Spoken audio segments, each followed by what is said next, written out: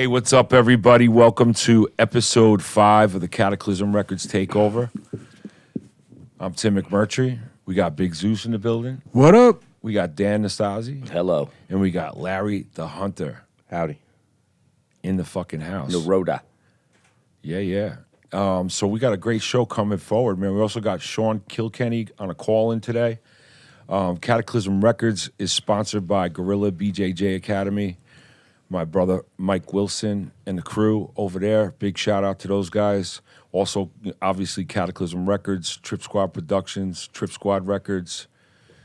And we are here today to discuss what's going on with these gentlemen over here in their lives, man. You guys, so Dan, you have a lot going on always. And one thing about you, In general, in life.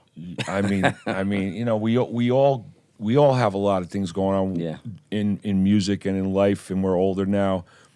But, you know, when we all started doing music, I mean, for me, I started out, actually, my first guitar was a piece of shit guitar. It didn't even have a name. It was an X series or Yeah. something. Those are the best ones. Me too. But- My first guitar was that, remember the Def Leppard, I don't know, one of those videos, whatever. You remember that Explorer, you know, like Oh, the black yeah. one with Yeah, the yeah, white. yeah. Yeah. Oh, it had the- It was like a knockoff of But that. you had the Chord one with guitar. the United Kingdom flag on.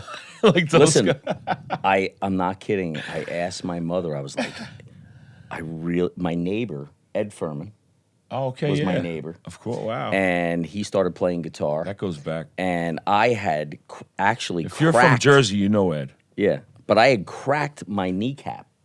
Ouch. And I was like, like back then they just put you like you just wear this thing for 6 months and everything's going to be cool. Crack But the actual kneecap. yeah, you could see it. See the split? Fuck, yeah, I see that. Wow. So I See cracked that? my kneecap. Zoom in on that, Yeah. guys. High tech over here.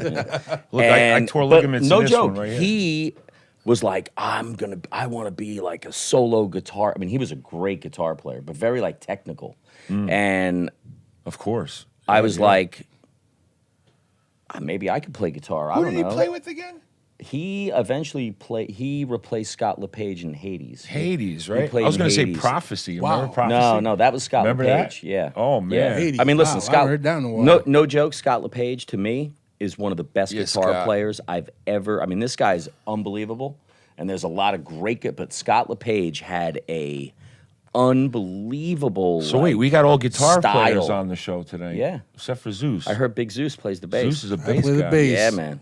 On the DL. Bass in your face. But I said, I'm pretty sure I said, like, I'd love to get it. And I think I didn't even pick it out. My mother was like, oh, here, we got you a guitar. And I was like, dude, Dude. the weirdest looking. I think I played it for like My maybe guitar was such a 3 piece months. of shit. It was so horrible. It actually had an X on the headstock. It was fucking insane. Yeah. But, hey, man, it's just amazing. Back to what I was really saying. It's just amazing. This is episode 5, but we've had a great list of musicians on so Ridiculous far. And, list of we have no fans. no, I mean, we're building, but it's like, Nothing happens overnight, man. Yeah, it's listen, you do everything you do because you love it, and that's the bottom line. You got good guys like these guys here that are doing it and helping us out, and hopefully we do catch some fire eventually with the show. But people go back and want to watch the first shitty episode Absolutely. and the second one. I mean, they weren't shitty, but it was like it's amazing at the progression. I saw of everything the you Rizzo did. episode was great. Oh yeah, that was Incredible, the last man. one. Yeah, and that was the first one here at IMP. The other ones were at Dave's house and a couple yeah. at the Loft, at the club, and it's just amazing the progression, and somehow Chris lasted with us. I don't know Yeah. how the hell that happened, but anyways, it's Sounds like amazing. how Roadrunner used to do business. Yeah, man. Take a handful, see what sticks. Right? Yeah, But you know what? Did you say Roadrunner? Oh, racer. Oh, Racer. Yeah. But anyways, Roadrunner I knew did business a different way. yeah, man, and it just That's how I discovered you guys. What's that? I bought a Typo Negative album, Yeah. and they were handing out this is how long ago? VHS cassette promos. Yeah. Of With like videos on it. Yeah. And I discovered 2 bands one of them was you guys. Yeah. And the Which, other one which was one though? It was probably like the first Which No band was he Fronts in? video we actually Doggy Dog. Oh, and Doggy the Dog. first No Fronts video. Dan's been in like we 50 bands, record- so I'm just no, trying to I've figure it only out. been in four bands. I've only played with 4 or 5 bands. All right. But we might have you filmed that outbeat them. original No Fronts video at the Pipeline Okay. in Newark, which was really right around the Pipeline, corner holy shit. from Studio Yeah, One. yeah, that yeah. you Who was the mentioned owner of the before. Pipeline? What was his name again? The Emilio. Spanish guy. Emilio was Emilio, the shit. yeah. But Yeah. I saw Typo Negative there. Yeah. Their But first they- show. Yeah. I saw that Their probably the first first time I fucking saw New show. Jersey. NJ Bloodline was at the Pipeline. Yeah. Remember those guys? Yeah. Oh man. yeah, that was the Pipeline had great shows. man. I saw, not Dee Dee Ramone's last show. Like he pretty much died. Like I believe within like a few months Wow. after the show, and it was crazy. It was very Dee Dee Ramone sad. was dead? to see No him. way. Really? No, but it was sad though because it was just just seeing that end of Yeah. that happening. Something I'll never forget. That was crazy back then, though, because, and this is no joke, like I know with Doggy Dog, when we first started out, we only played like a handful of places, right? We played Bond Street Cafe in the city Okay. for Nicky Camp I was there. Yeah, back Nicky. then, right? We played there about 3 or 4 times. We'd play the Pipeline, and then like 2 weeks later, we'd play Studio One right around the corner, and then we'd play Bond Street, and then we play Studio One, and then we play the Pipeline. Like we really only played like Around 3 the different- corner. Yeah, and then we Those are started the to get offered places. gigs. I mean, did you yeah. ever play Connections? And we played. Oh, that's the You played joint. Connections? No, we did not. No, That was a Really? joint No, connections, but boy. we Connections was and the bomb. then we got a couple gigs at Wetlands. Nice. And that was like, in fact, somebody just sent me a video like 3 days ago of us in 1993 playing Wetlands. And it must have been like the month right before we recorded the Allboro Kings album because we played Wetlands and it was like, and I'm like, when I saw the video, I was like, holy crap, I don't remember it being so packed. And, and then literally 2 months later, we played Bond Street Cafe the week before we recorded the Allboro Kings album. And it was the Wetlands gig was all stuff from the EP. Great and- name, by the way. Yeah, and we played like maybe like one or Wasn't like, there a band called that too? What's that? Allboro Kings. Yeah, that was like a side project. That was like we did See, it look, he really was in more just for the bands. fun. He's Yeah, lying. yeah. How many But- bands are you in? Well, No, let's nah, get down to that the was nitty like gritty. me, Sean, and Dave. Name the bands. We want to know. Me, Sean, Doggy Dog. Me, Sean, Dave, and John just being like, look, let's just write some music. Somebody gave us some money to record it, and it was Somebody. really because we love Some Jersey guy passed him a no, bag no, of no. cash. It was I Hey, Go yo. record the fucking it was record Century now. Media. Hey, yo. Century Media, and it was so much fun to do, and I thought it was a great album. We all love it. We think it's a great album, and I got to be honest, I don't think we really cared if anybody else dug it. Like we did it because we just wanted to write and record together again. All right, so you guys are in a lot of bands. Let's get Yeah. down to this. So just blast off the bands that you're in. The only bands I've ever been in. Yes, We started Mucky Pup, that was first. right, and then after Mucky Pup, What was your first band? Though? Mucky Pup. Don't lie. Mucky Some Pup. shitty name band that you first in. Well, like Mucky- I don't know. Mucky my first Pup was band, I don't even originally- want to name the name. It was so funny. Mucky Pup, like a lot of bands, it was gonna be a cover band, Mm-hmm. and it was called Predator. Oh, okay. But it was literally like a month or something. My band was named my first band. It was metal. We named it after I think it was a Metallica song, Phantom Lord. All right. And that was the Metallica had a name. song called I Phantom think Good so. name. Did they? Or am Yeah, I they lying? did. Yeah. Larry, you'd know that. So I- Larry, I'm Ride the sorry, Lightning, Larry. no? I Phantom Lord. Kill 'em all. Kill 'em all. Wow, see Really? that? And we named the band Phantom Lord. Phantom Lord. It's a good name. It's a great name, right? It's one of the But greatest we were, albums and ever we were, recorded. originally I was into metal, but I do you remember, like, for me, I said this before on another show. I had 4 walls in my bedroom, not 5. Some people got 5. I got 4. But anyways, I had 3 Judas Priest, and 1 was dedicated to Iron Maiden. Priest and Maiden were my shit. But Priest, I loved, Tipton and KK. Yeah. I loved the dual leads, even though I played only 1 lead in my whole life on a record. But Yeah, man. and it's about 2 Those seconds guys were long special. on a Parent Yeah. song on MOD. That Unleashed in the East album, But yeah. that holds water today, but that's a But sick I'm saying record. I started off with metal like that, you know what I mean, and Sabbath, all that stuff, Led Zeppelin, like all different bands like that. But like do you remember when thrash came around and people were just like the regular metal fans like, I ain't listen. That's fucking noise. That's garbage. Not me, man. No, it's so funny. I never forget so many of the old. It was pretty much the kids who were older than me, like my cousin and everybody.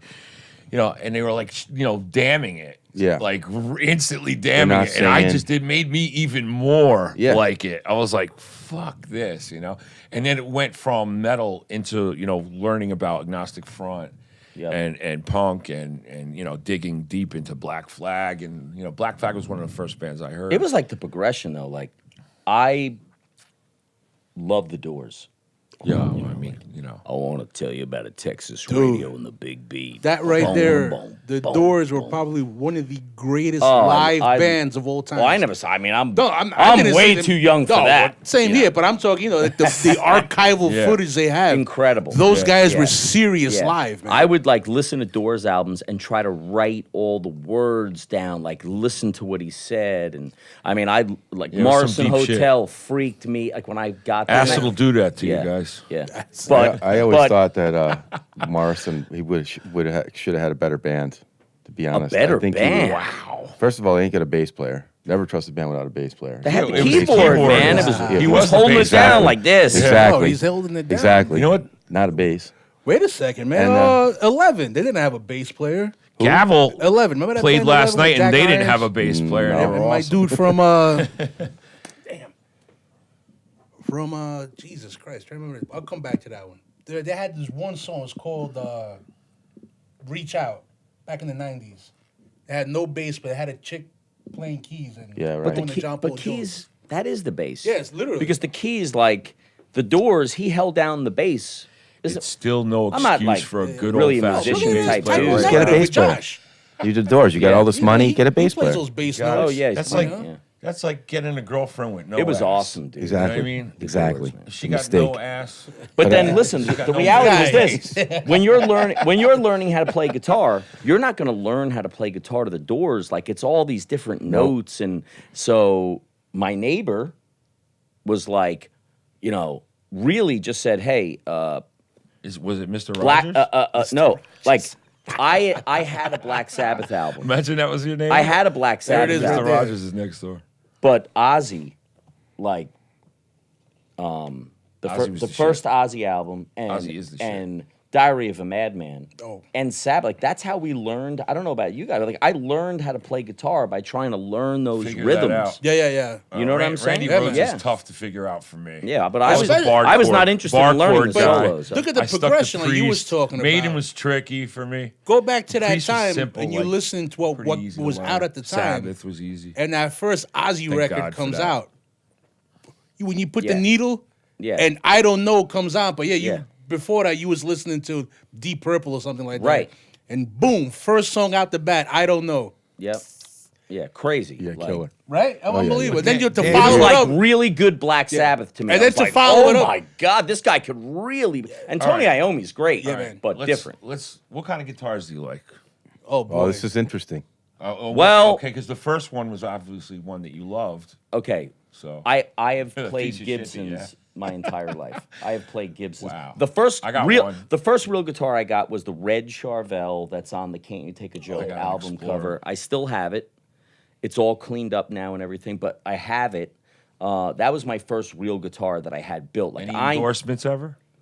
Gibson. Oh, okay. Yeah, wow. yeah. So for You got a years, Gibson endorsement? yeah, for years, me and damn. Sean, Son of a like, bitch. and The yeah, fuck? oh, it I was should've awesome. played in your Well, band. Sean got I- that nice SG, that blue one he's been They playing gave- forever. Listen, I got ESP. They The were Blue awesome back in Diamond, the the day. Blue Diamond, the Blue Flyer. 91, 92, 93, 94. Like they gave us my Les Paul that I've used for 20 years That's a was given to me by $5,000 Gibson. guitar. I don't know. Well, you know what? The goddamn damn thing it. doesn't stay in Sell tune. So it's a use, Sell it, he that sucks. says. It's But funny I- because Larry, you. all what do my you got? SG Wait, wait, Well, Larry. Tim, I know you're a Larry, what do you got? long ESP user. Oh, well, I got number 88. That's ever what I made mean. Yeah. of I've the I've ESP recently Strat trying to body, convert the this M1. guy. Yeah. Yeah, I know. Well, I he remember converted seeing me it. because That I- guitar, Yeah. listen, I'll tell you what, like most people, that know me or seen me play or heard me live, they always say, when I'm playing that guitar, it's like I wouldn't know what to do with that. It's like my fucking dick. I mean, the fucking thing is like, honestly, That's a weird shaped dick, dude. It is, and it's yellow. It used to Bro, be. It used always to be hard. Go see a doctor, It used to bro. be pearl. It used to be Penicillin, pearl brother. white, and it used to, under the light, it would shine. It would pearl white gives off a red, white, and blue. United States reflection live on the stage. Really? When I first got it, but now, like I said, it's gotten older, and I guess all the fucking wood polish and shit I put on the damn. Well, how did thing. you get? I mean, you got to be way early on ESP. users. 88, man. That was So how did you get hip to 1988. ESPs? 1986 it must have been. Yeah, because you're using them before Metallica and everybody, right? I swear it just happened to happen around the time when MOD formed. And, I got lucky and got one. And it's like I said, that sound when people come see a show and I'm playing, like I just played the New Jersey Metal Fest, and I had kids that were while I'm playing. I look to my left and I see these kids staring. They're staring at my setup, and they're just going. And I'm looking at all the other shows. Everybody that's playing, they all got tons of pedals. And that's all what this it shit. is. Yeah. And they're looking at me, and it's plugged straight into a Marshall 100 That's what watt it head is. and the guitar, and the tone of the sound is just that Yeah. tone that I've had my whole life, my whole career. And I don't know, I just don't change it. I guess, like, I love to play through different things and stuff and fuck around, but I'm not that annoying guy that goes to the music store and pisses everybody off playing through shit all day. I did the same thing. I had my black Les Paul, a cord, plugged into a dual Straight in. rectifier head, Yeah, and a good Marshall cabinet, and that was my setup forever. But when I started to play Leeway shows, and I was like, I just want a little more. I talked to Larry about this Oh, too. your sound I is just incredible. want a little Not more for juice. nothing. I was on So- stage with him when we played with these guys, and he was fucking around, and I was like, I went right up to him because I was like, what in the fuck? Yeah. It was so crunchy. Well, I'm bro. cheating now. It was so I'm good. cheating now. So what I did do was I might have to go that route. I bought a Line 6, like a pod. I don't know what it's even. What's it? HD pod? Yeah, it's like the Don't give away higher your end one, secrets. HD. Listen, I'm doing the same thing though. It's like I'm plugged straight in. Just now, I took the- pictures. Listen, He didn't listen. notice. The You you don't Gibson need the, story. you don't even need that Look at thing. that setup. The Gibson story has come to an end. He thought I was right? taking a picture of him. The Gibson story's come to an end.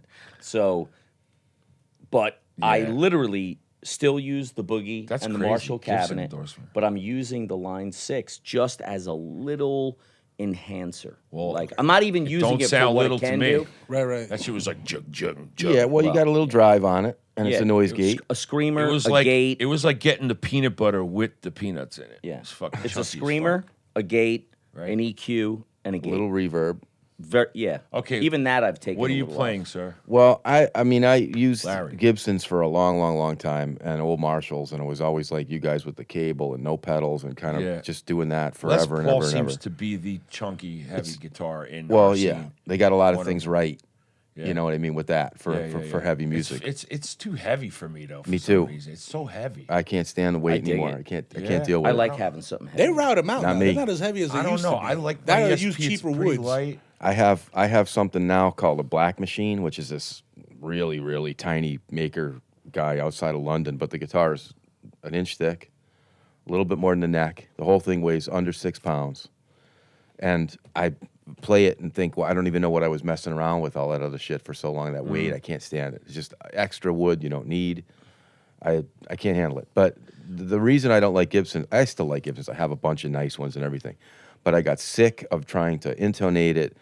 And Bingo. it's never quite right. right. And the screws, the crazy. screw heads are turning and Wow. and this See, and that. I got an Explorer, and the one I got is perfect. It's fine. Well, It's I mean, light, if you have too. to change tuning or something It's for another black. band, you got to change that. Every time you got to change the gauge of strings if you're going to lower it for, because I play in too many There's bands. no comparison with the chunk that I got with this ESP and the sound. Too I got. solid. They're It's just so solid.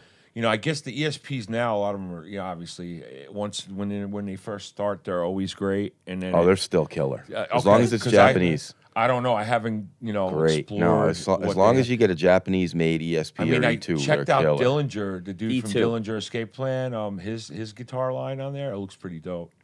He's got his own ESP, I think. Yes, That I'm cat. saying. He's Yeah, he's in, that- and he's that- playing that in guitar looks dope. Suicidal now. Yeah, that word. guy. I forget his name right now. Ben, I think. Ben, but Ben. Yeah, he's good friends with my bass player. He's a Jeff. killer Jeff guitar actually player. from Full Scale Ride played in Dillinger for a minute. Right.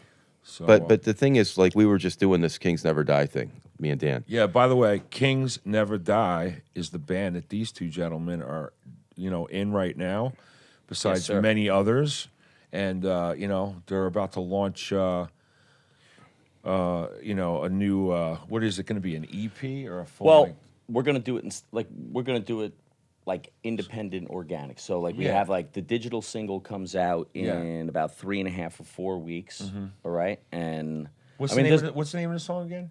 the first digital single is called "Before My Time." Okay, and is this the song that we have that we're gonna play? Yeah, of course. All right, so we're gonna go Absolutely, to that now, guys. All right, we're gonna play the new song by This is- Kings Never nobody's Die. heard this yet on anything, right? Right now, this is the premiere. No, nobody's heard This it. is the premiere of Kings Never Die, and the song is called. Before My Time.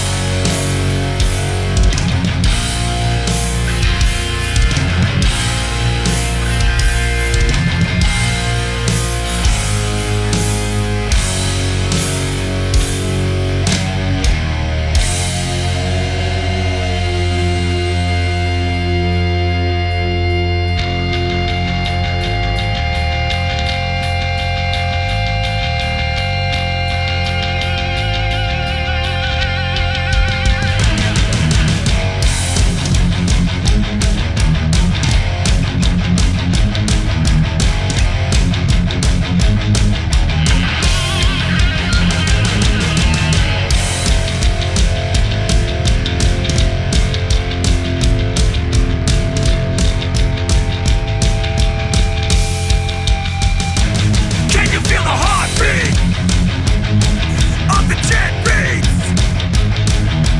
You don't know what you got until it's gone.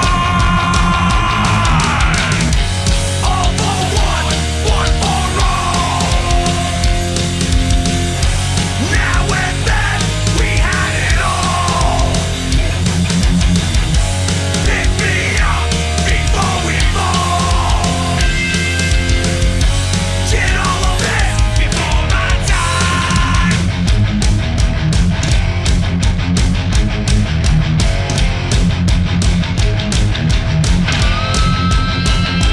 Can you think of reasons to be grateful? Every day is the same until you try. All for one, one for all. Pick me up before we fall. Now and then we had it all. Get all of this before my time. Before my time.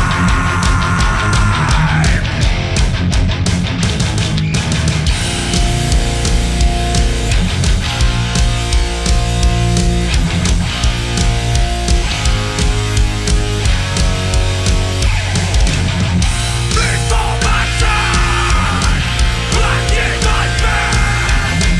The rest is gone. Before my time, I did my best. The rest is gone. You'll carry on. Before my time, I did my best. The rest is done. And you'll carry on.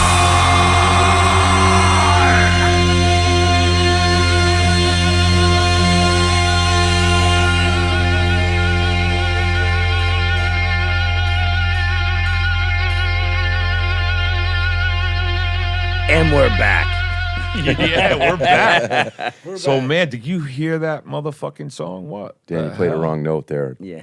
That one Anyways, part. Listen, that song, we were talking about the guitars though. Yes. That recording and just recording The Kings Never Die, I wouldn't call it the album. I would say like we just went in and we recorded 14 songs. We want to go back you in, know, in you about a don't month. have to put out a full album anymore unless you're going to put it on a CD and sell it. You know, on a CD, you really don't have to just. Well, put I it think all it's out. important though. No, it is. But I'm saying, it seems today, the way the atmosphere we're in and everything, it seems like to me that more and more bands are just putting out a song and then waiting a couple months, pushing that song, putting out another song. Yeah. And that's what waiting we're gonna a couple do. months, and then put in another, and then put it out. Right. And That's probably what we'll do. Honestly, I'm telling you, the formula is still, we're all trying to figure it out. I got my own indie label through Selecto Hits, which is started with Sam Phillips, found Elvis Presley. The distribution is with Sun Records, which is now Selecto Hits. That's our distributor. Right. It's a small indie, but you know, the way we've been trying to all figure it out. And to be honest with you, you don't have to just put it out. Like back in the day, you just put the record out and it's out everywhere, and that's it. It's actually smarter just to take song by song, and that's what we're starting to figure Well- out, and then put it out. You know, at least push a couple of songs first, and put it out. Well, I think the reality is we're going to put a single out, Yeah. a digital single only. We're not trying to that's it. sell copies. We Yeah. just want people Let to it run. hear the band. Let it run and get pick the best one. And then we're gonna follow that up with a 2-song, 7-inch, CD, but actually physical copies. Yeah, well, that's what I'm saying. Right. It's, you know what's great about playing heavier music, like the people that come out will buy a CD still, and they will buy vinyl. Absolutely, if Yeah. it's dope, they're gonna buy it. Yeah. You know, if they're collectors. But to your point, like, is there a real way to do it? I don't know. I think No. I think the real way to do it is this. we're all figuring Like that out. No, We're trying to. how about but from what I have see, a, that's the way have to a go. really good fucking band with really good songs. Yeah. Like Yeah, people are gonna find it, definitely. right? So if Kings Never Die has really good songs and people dig it, I mean, But we a love it. single and a People- video for that single and pushing it for a while and building up the hype is the way to go. I'd like to put get music out every couple months, like before my time That's is what I'm coming trying to out. say. It's- Probably the very end of July, right? I guess, yeah. Yeah, like the third, fourth weekend in July. You guys have a distribution label? Yeah, Who yeah. is it? Kings Never Die is like a family band, Mm-hmm. right? We all have families, but it really is like a family atmosphere. Cool. And family is That's how always my going to band come is, first too. in anything, and it should in everybody's life. But It's the great perfect, if you could have that. It really is. It's horrible to have drama and bullshit situations in bands. And Full Scale Riot, man, my singer and my drummer, these guys got all little kids. My son's graduated college now. You know, he's a man. Mine too. So he's 22 years old. And so, family atmosphere is the way to go if you got a band. It's even better because you love your situation. But more importantly, who are you working with? What label Yeah. and Oh, or yeah, people behind it. are you Yes, working with? yes, So yes. for us, the perfect family, and it's really a family-based label, independent, just really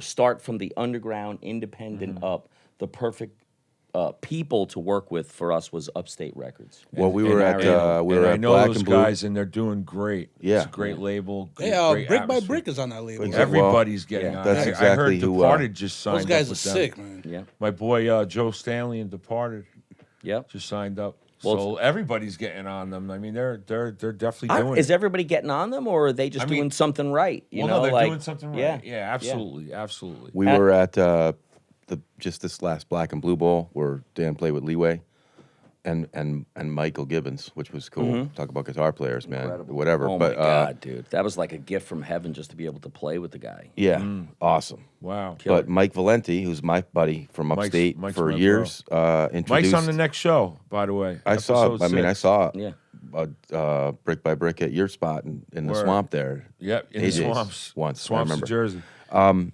He introduced me and Dan to Mario at Upstate. just like that, right at that Yeah. show. Just this Yeah, is, you know what I yeah. mean? He knew that I had something going on with Dan and said, hey, this is my buddy Mario that I does mean, I all our remember when stuff. He trusts him Upstate like family. We first said, Mario, started. nice to meet you. Yeah. Right, and that's, you know, You know, Mike is the bomb, man. best. He is He's a like, great person, man. He's a great person, and he's a vital part of the East Coast scene. yeah. I mean, you know, he Another metalhead going you know, to what that got into and hardcore. he puts together like us. amazing shows. He's a great promoter, and people, you know, flock to Mike, and he always got his hand out if you're cool. All right, well, Yeah. why do people and flock shout out to to Mike? Ray. Ray's a good 'Cause dude. he the best is a- singer. Because he's a great person. genuine, Yeah. great guy. Like you Great have guy. to surround yourself with great people. You know, Absolutely. Like I personally, I like I said, you know, I would never start a band again. I would, but when you find yourself in a situation where you can surround yourself with great people who have, There's nothing you know, like it. who are very similar, right? Who want the same things, Yep. who their family's the most important to them. And that was the most important thing for us, like to get involved with another family and Mario and his wife and the whole Upstate crew. Like it's perfect for us. And you know, I was talking to him the other day and I was like, look, like we have to look at this like you're like you guys are just the like another member in the band. So anything we do, you know, obviously after the single, after the 7-inch, we're going to release either the EP or just a full length. You know, this is all going to happen within 6 months.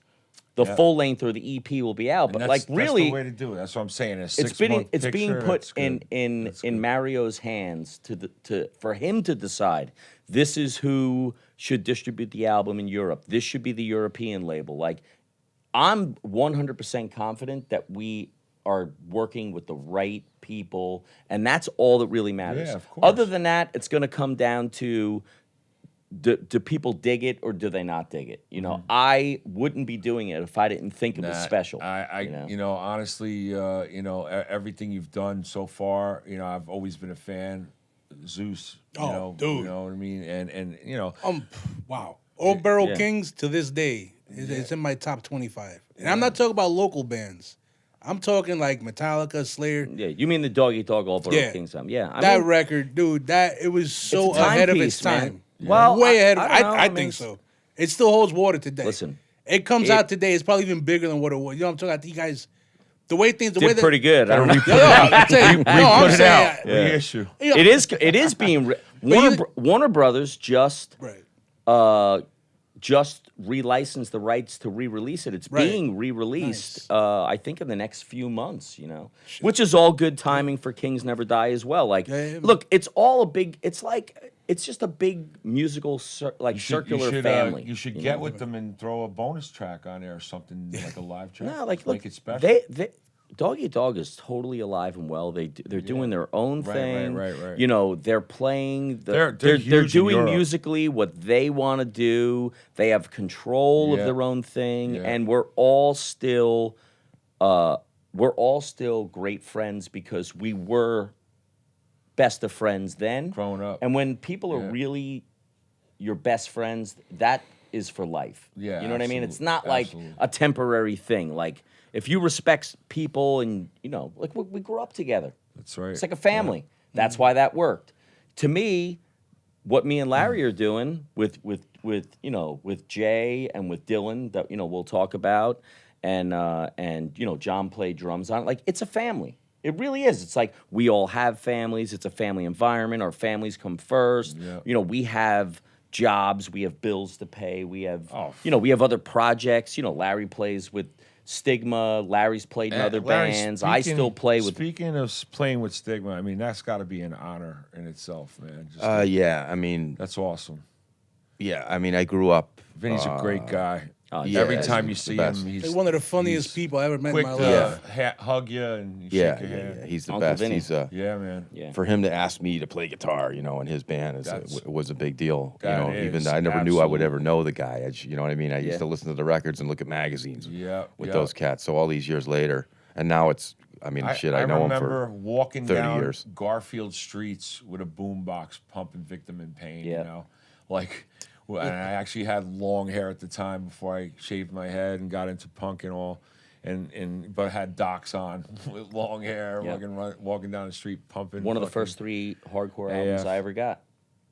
I got Oh, yeah. Cro-Mags, Age of Quarrel, Yeah, Victim in great Pain, record. and then I got that Murphy's Law album. Yeah. And I was like, well, this is different, but Yeah. man, it's fun. It's True funny because fact, MOD was recording our the demo that got us signed, and across in the studio we were recording it from was Chromax recording Age of Quarrel. You know, pretty wild. Yeah, great. Have you heard the demos of Age of Quarrel? No. Man, that is even more raw. That's Yeah, awesome. you know what? dude. People sometimes like like no one ever heard the MOD demo. I have it, but there's some interesting stuff on there, and it's pretty awesome because a lot of people that don't know, I mean, wasn't there in the beginning of MOD, didn't know that there was 2 guitar players in the band. My best friend, one of my best friends, Rip, to my bro Tom Such. He passed away bone cancer about maybe I guess it's been about like 8-9 years now. But he was a guitar player with me. It was 2 guitar players. He just didn't make the cut after the demo. They heard stuff he was playing. It was just not in sync. It was like underpicking and stuff. And I tried to tell them, well, the label Johnny Z and the Megaforce were like, basically, I prayed, pleaded with them to let me try to get the kid up to snuff because he was my best friend. It's hard to be in that situation.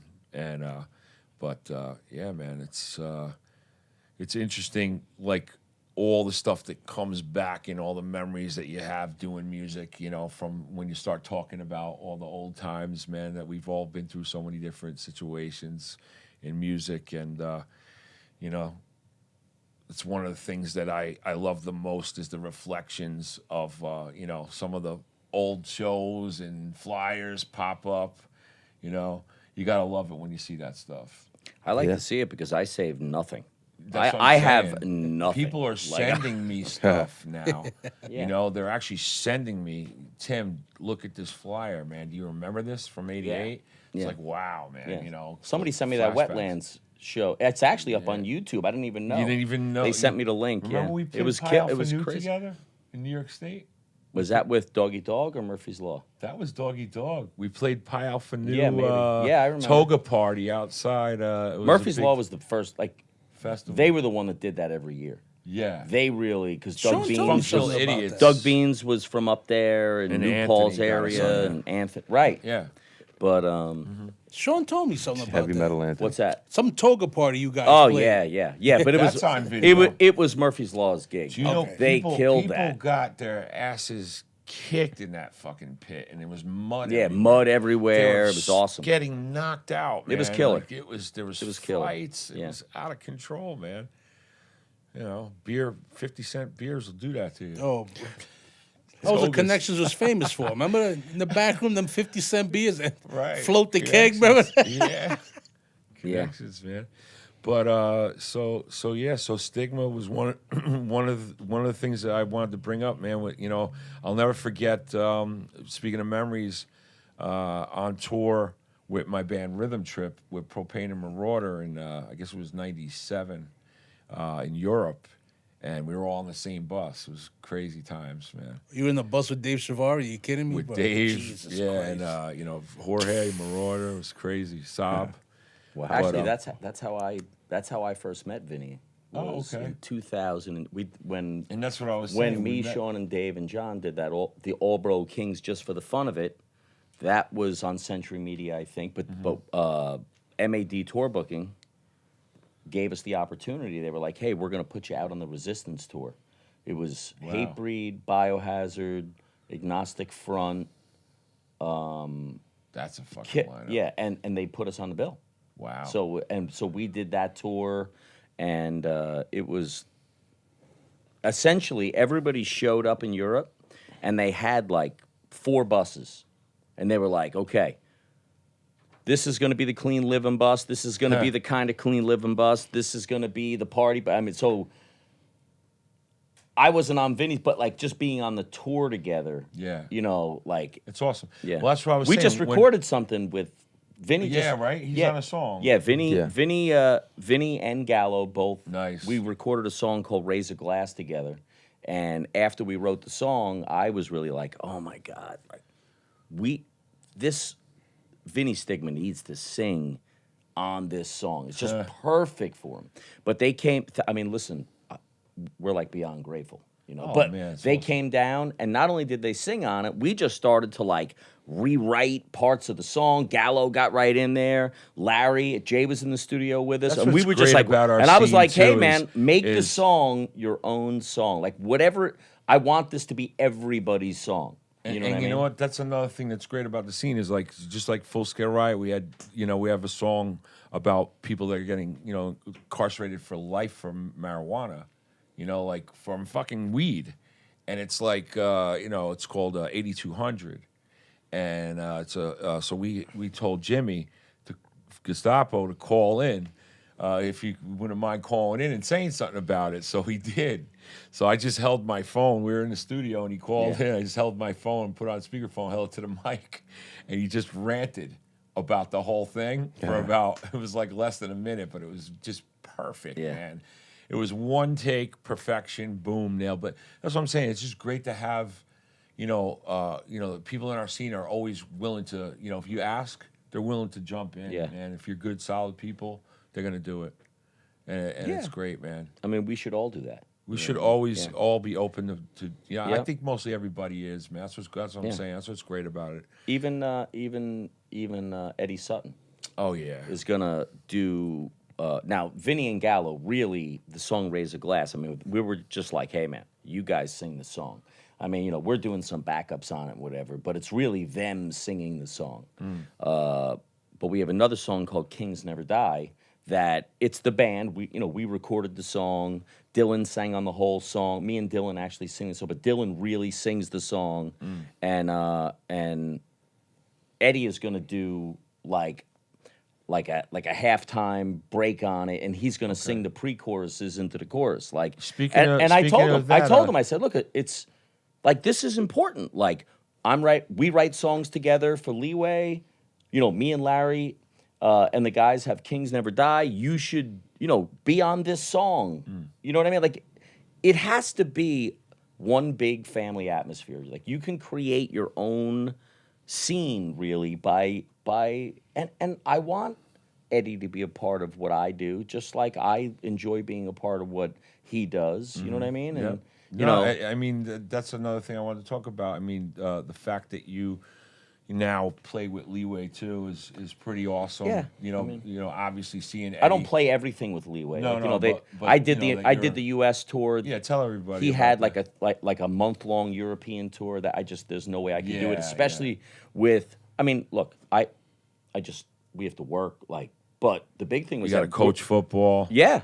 I coach know? football, and we're finishing the Kings Never Die album at the same time. It's Yeah, just yeah. too much, No, but you always, to me, one thing I noticed is you started a family young, Yeah, really young. and I always noticed that you're a Jersey guy. You're Yeah. that guy that's gonna like me.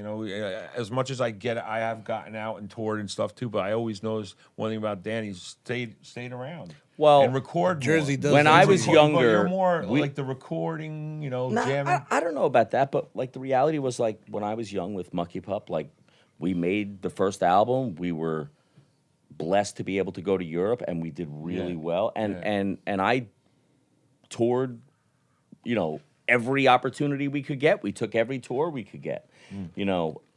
Right after Mucky Pup, after we recorded A Boy in a Man's World.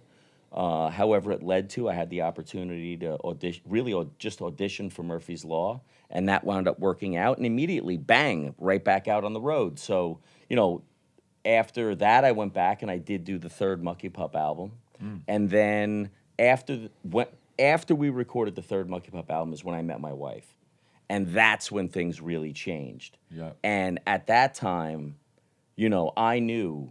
I'm going to marry this girl, period. So, but that is right at the time where Dog Eat Dog started because Dave and Sean were in Mucky Pup. When I came back remember all that, out yeah. of Murphy's Law, I got home from Italy or wherever with Murphy's Law, went back home to Jersey, and we were in the studio recording the Now album within weeks, and recorded that. And I How many- literally how met many my wife, records- and a week after I met her, I was like, well, I'm going on. We actually brought Chris Milnes brought Biohazard with us. Chris. We did like a month and a half long tour all over Europe with Biohazard. Like, so I met my wife a week, 2 weeks later. I was gone again for another 6 weeks. But that after that tour, and then the Dog Eat Dog thing was already like that jumped off pretty quick. We started touring with that, but that was right at the time where it We're was actually like, going to have Sean Kilkenny call in. yeah. Too. So, But the reality was that was, I got engaged to be married right as Dog Eat Dog was kind of really going. Like it was taking off a little bit. hey, Zeus, what do you want to ask these guys? These You've been guys. quiet today. Well, I'm listening to all the man? great stories, man. I know. We got tons Yeah. of them, right? You know what I'm saying? Give me a break. But I was actually waiting to get on Sean. They do the whole Doggy Dog in one shot. Thought you were smart, bought a whore. Then came Batman through the door. Instead of fucking that stupid slut, you got 8 inches up your butt.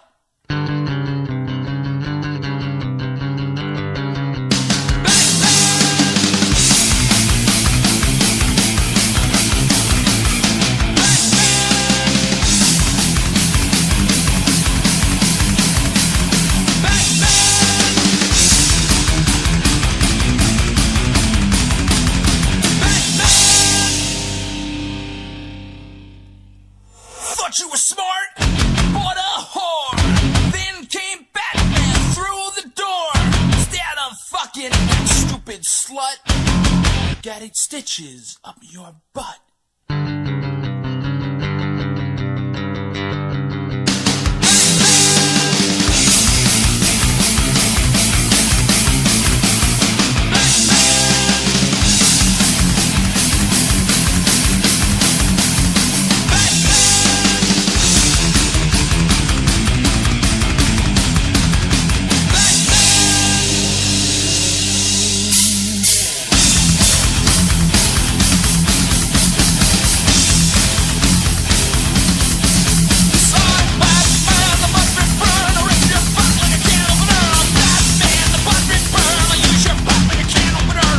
But I think, man, Larry, where you Well, I'll from, tell you, bro? I'm from Scranton, Pennsylvania. Scranton. Yeah, I moved to New I York got City lots in of friends '91. out there.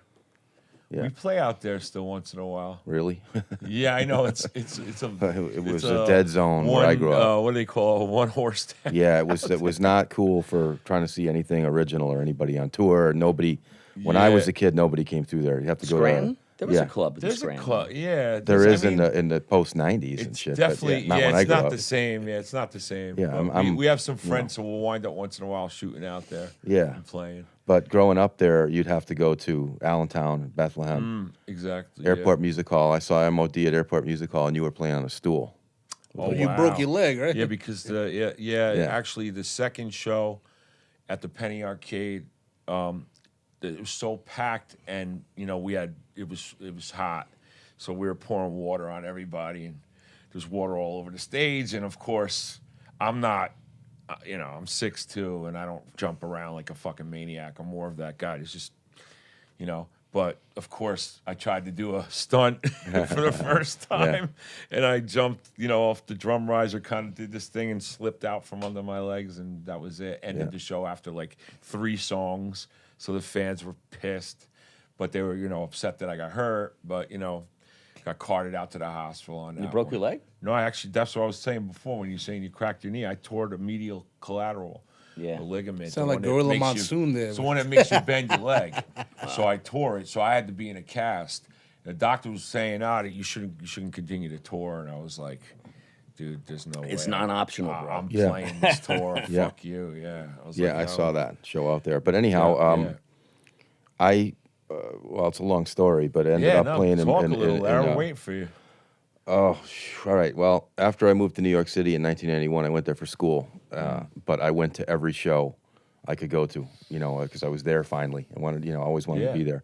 So I went to everything I could at the Wetlands and CB's and Bond Street. Yeah, nice. Saw all those Dog Eat Dog shows. Saw, Nice. I mean, tons of stuff. It'll come to me as time. But What time period was this? 91. Okay, cool. Great time. Shortly thereafter, I started a band called Inhuman yeah. with me and Mike Scandato, who Oh, Mike's good friends, yeah. I got that from my roommate. Brought home a flyer from Didn't Bleecker you Bob's guys, wall. Did you guys play a show not too long ago? Well, I haven't played in Inhuman in okay, a long, no, I long was time. just But wondering. They did a reunion or yeah, something? they come in and go on and off still. Yeah, awesome. But me and him, I got the flyer from the wall in Bleecker Bob's. My roommate brought it home. It was like hardcore band, New York hardcore band. Called him, took the train out to Sheepshead Bay, whatever. I started that with him, me and him. Nice.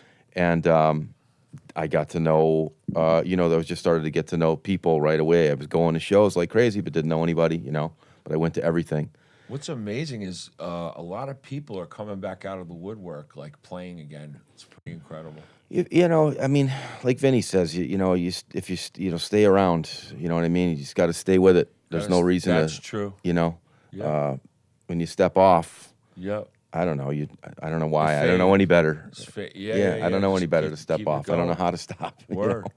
But over time, Inhuman led to playing a lot of gigs with people. I started playing gigs and played gigs with Sub-Zero and Dark Side. Nice. I got to be friends with Lou and Richie from Sub-Zero right away, and Rich from Dark Great Side, and a number of other bands. But as time went on, Lou, Sub-Zero broke up, and Lou was talking about this Son of Scam thing, and he brought me into that.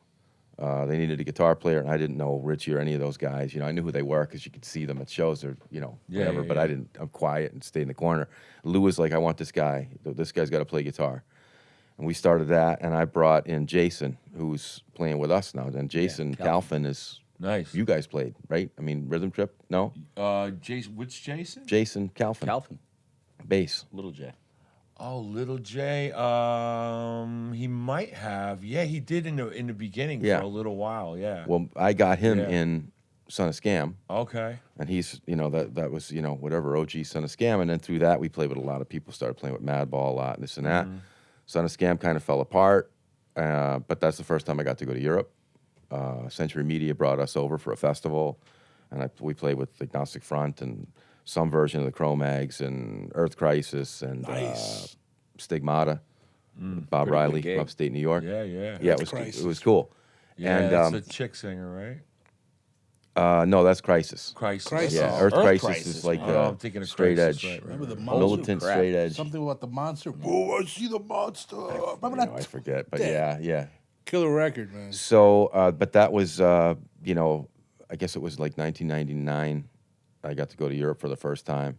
And I always went to school and worked full time. For me, music was just like, I was Passion. always doing it. Yeah, always there and always doing it, but not to like try to pay the bills or nothing Yeah, like yeah, that. 'Cause yeah, I yeah. just, but I never left it and always stayed and got to go anyhow. Like it's like a sign of just being persistent. Yeah, yeah. So through all that, we played with everybody, and I got to know everybody. Of course, I saw Murphy's Law when they would come through Pennsylvania, in the 80s, years before, and Jimmy hanging out. I kind of got to know him, and I used to tell him I'd love to play guitar in that band someday, and as time goes on, like you get your amazing. chance, So you played in Murphy's? I played in Murphy's Law originally for 3 years, Mm-hmm. right after, not long after 9/11, a couple of months after 9/11. Oh, wow. He called me up and was like, we need a guitar player. What are you doing? And after 9/11, I got laid off from Yeah. my job. Nobody was hiring anybody. I was a toy designer at the time. We Oh, couldn't wow. get like work or no freelance. Everything was on lockdown. So he called me and said, we need a guitar player. What are you doing? I'm like, I'm playing in Murphy's Law, I guess. playing you know? guitar. And I was, at the Have time, I guitar was. Well That's a traveled. fun position to play. It was in cool. that We band. went. Not long. We went to Europe Murphy's is for a fun show, man. Yeah, I mean, it's one of my favorite bands. One of my Yeah, first. You were talking about your first like hardcore records and stuff like that. My first. One of the first, yeah. It was either the second or Murphy's third. was one of the most one- played records in my collection. Oh, for man. Well, let me sure. tell you something. Back then, when you went to like Tower Records or whatever record store, when that first Murphy's Law album came out, it was in every store. Everywhere. It was well, I mean, everywhere. They played with the Beasties, man. Yeah, they did the whole License you to know, Ill it's tour, just you know. incredible, man, to be able to do that. that alone. Is All right, so finish the historical. story Yeah, because go I'm ahead. I'm locked into Yeah, yeah, this. yeah. my okay. my first three Yeah, yeah. records, just to say that I got from a friend to hand me some tapes or whatever. When I started getting into hardcore, was Murphy's Law, Age of Quarrel, and Rock for Light. That was like yeah, in one like that stack. That's a I good- remember when now talk about That's three a different good but quality incredible. sandwich right there. And I was a metal guy, like you guys. I grew up with the thrash metal scene and Maiden Yep. and Sabbath and Priest and all that before that.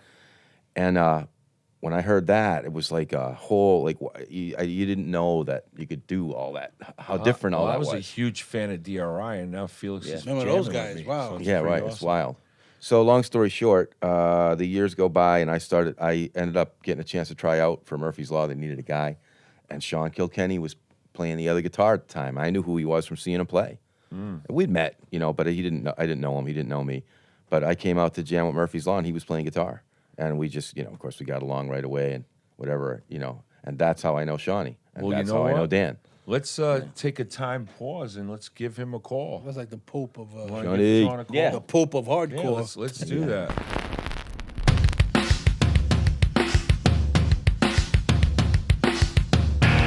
Born and bred in this city that never sleeps. It's still my home after all these years. This is for you, New York! Hell's Kitchen, West Side, December 3rd, 1955. The world will never be the same. The city had a new claim to fame. Through the 60s, a man was made. When New York was a different place. Through the riots and Vietnam, the blackouts, the chaos, the world was torn. I got New York blood flowing through my veins. New York blood, a fire inside of me with undying flames. New York blood, I got New York blood flowing through my veins. New York blood, it's where I live out my days and where my heart remains. New York blood, one street in the 70s, every day was a fight. Drinking on the church steps in the middle of the night. As I grew older, music gave me sight. Then came the birth of punk, and hardcore changed my life. I got New York blood flowing through my veins. New York blood, a fire inside of me with undying flames. New York blood, I got New York blood flowing through my veins. New York blood, it's where I live out my day and where my heart remains. New York blood.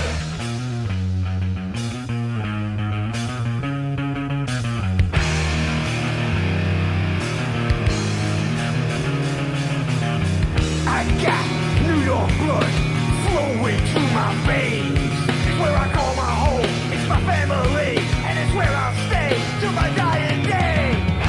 Brooklyn, Bronx, and the island of Staten Island, upstate, Queens, and the city of Manhattan, Long Island, Yonkers, Chinatown, and Harlem, shining to the capital city, from the Lower East Side to the Statue of Liberty.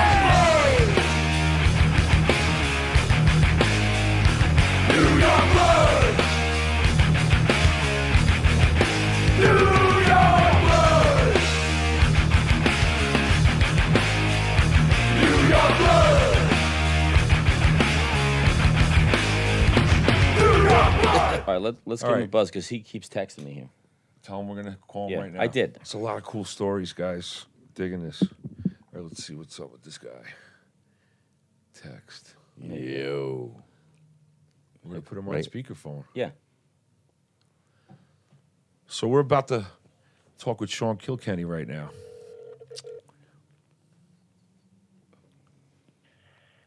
Yellow? Yo. Yo, Sean. What's up, Tim? What's up, Dan? How you Dude, doing? been forever, man. How are you? Not bad, bro. Not bad. How, Living the southern life right now. yeah, so I was gonna say, is there some good fried chicken down there? Oh, absolutely, man. Lee's Some- famous fried chicken. Is Some, oh man, some comfort food, some nice grits and fucking for breakfast and everything. What do you put? What do you yeah. put in your grits? Butter. Yeah, butter. Butter goes good on everything. I agree. Salt, pepper, and butter. I didn't forget my roots, man. I just had a big ass Taylor ham and cheese. Oh my! Oh, they got there you Taylor go, ham down Taylor there? So did ham. I. They got Taylor I ham actually everywhere. brought Sean. I actually brought these guys a half a sandwich because I was so hungry this morning. I went to the diner, to Saddlebrook Diner, by the way. Shout out to those guys, and ordered 2 Taylor ham, egg, and cheese sandwiches because I was starving. I'm thinking I could eat it all. I couldn't. I bought a half here if anybody wants it, sitting over there. But Oh, so good, man. But, oh man, that's amazing. So they actually, and you still call it Taylor ham. Good man. Fuck those South Jersey guys. Pork roll. Fuck Pork them. roll. Pork roll. Is that what they call it? Yeah. I was just I don't eat with Taylor ham. the I eat guys from regular Hot Blood last night, and Urban Waste and Hot Blood's all from South Jersey. Urban Waste, obviously, New York. We just played with them at a little club out here called the Harpin Bar last night, so it was a lot of fun. So we're still recovering. Dan's recovering too. We had some drinks last night, but Dan was somewhere else, and so Me was and Larry. and so was Larry. Yeah. Where'd you guys go last night? Larry. Larry. Yo. We actually went to the Brooklyn Bazaar. Is where Right. Yeah. Brooklyn Saw Bazaar. I remember you saying Yeah, that. Backtrack's last after New we, York City show ever. After we finished the finished it. master of the single. Finish the Yeah. mastering. Cool. So Sean, man, I mean, we're talking about Murphy's, man, and Doggy Dog, and we got Big Zeus here wanting to ask you some questions. Yo, what up, brother? What up, Zeus? Yo. Bro, I was telling these guys, man, that day we cleared out Louise and Jerry's when you clocked me in the jaw, remember? Oh shit, you punched Big Zeus? And people had no idea that we were fucking around. Like they see Sean, he goes like, "Come here, let me tell you something." Whack, and he cracked me. And people just like, he's gonna get killed. And he just, you knew the big man wasn't going down. For Is that when Sean? Is that hey Sean? Is that when you thought you could like do kung fu or whatever you were doing? Like you were grappling. He would choke people out, like put them to He sleep. just thought he was one of those new age kids in the pit today, just punching people and kicking them in the head. Well, Zeus, happy early birthday, bro. oh, hey, man, says same to you. Happy belated. Yeah, happy birthday to everybody. Yeah, man. How you feeling, brother? So how you doing, man? What's the latest, man? What are you doing down there? Not much, man. Just I'm working. Got a full-time gig now, and get out of work, come home, and go swimming. That's it. You better. It's got to be. Listen, it's swamp ass up here in Jersey. It's hot as fuck. How's it down there? It's 93 degrees. Holy and humid. shit. That's the same as here. Same as here. That's the same Yeah, thing. yeah. Except we don't have a pool. Yeah, man. Actually, Yeah, Dan's I got a don't pool. I got a pool in my backyard. We're going to Dan's My house. little sister has a No, I got 3 graduation parties Oh, I got to shit. get to. 3. This- Yeah, I do, everybody's yeah. graduating. So that's cool, man. So we're getting into the music right now, man. Just talking about everything that's going on, you know. I want to And- hear his perspective because Larry. Yeah. Larry just said how the first time he met Sean was the first day he came in to play with Murphy's Law, and he said he walked in to this rehearsal, and boom, I guess I'm playing guitar with Sean Kilkenny. So let's. What take do it you from there, remember from Sean. that day? Yeah, I remember.